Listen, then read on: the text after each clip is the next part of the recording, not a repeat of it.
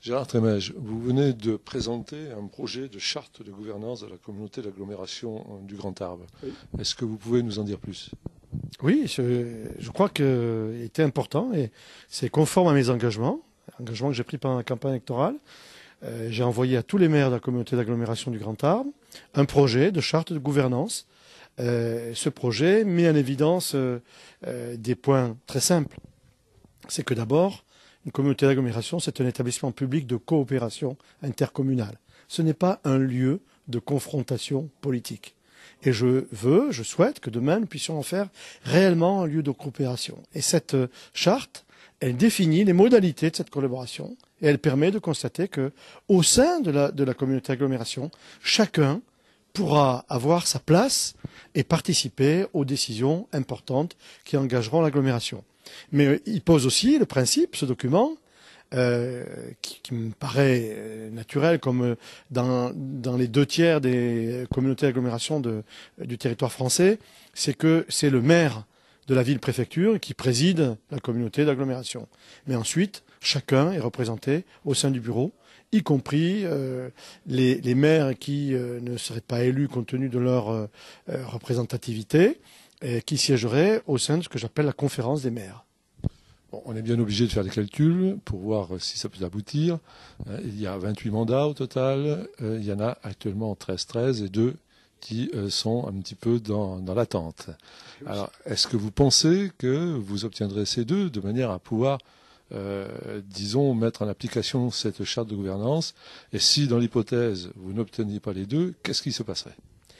Bien, écoutez, chaque camp, si je puis dire aujourd'hui, s'active et fait preuve d'un activisme assez remarquable pour essayer de séduire les représentants de ces 2 voix, en l'occurrence de la mairie de Bordère.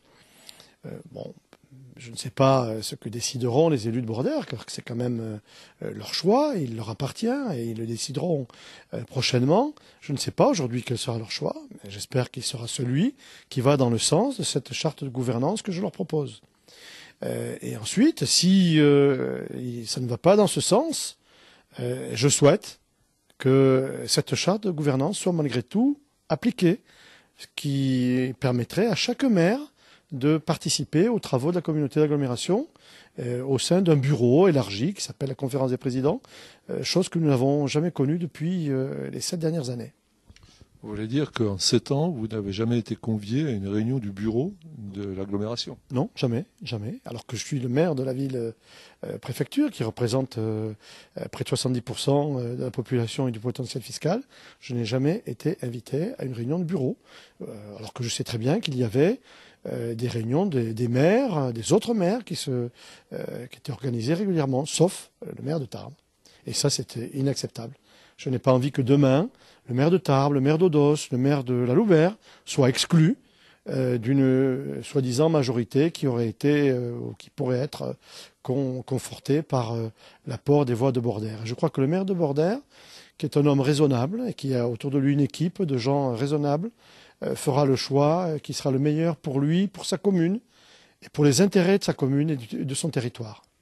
Donc votre crainte, c'est que ce choix ne soit pas fait, que la charte ne soit pas mise en application et que l'on retourne vers une situation conflictuelle. Est-ce que vous conserverez, vous resterez dans cette situation conflictuelle comme par le passé? D'abord, je vous félicite de poser des bonnes questions. Je peux vous dire que si on doit se retrouver dans les mêmes situations que dans le passé, nous ne siégerons plus, tout simplement. Est-ce que ça sera, à ce moment-là, le départ d'une autre politique qui consisterait à chercher à sortir de la communauté d'agglomération? C'est extrêmement difficile sur le plan juridique de sortir d'une communauté d'agglomération. Mais on a eu des exemples, à Dax par exemple, ou dans d'autres communautés où les relations étaient extrêmement conflictuelles. On a vu que quand la ville-préfecture ne participait pas, ça bloquait quand même très sérieusement le processus décisionnaire. Je ne le souhaite pas. Je crois qu'il faut qu'on se donne la main et qu'on travaille tous ensemble dans l'intérêt des habitants de notre agglomération.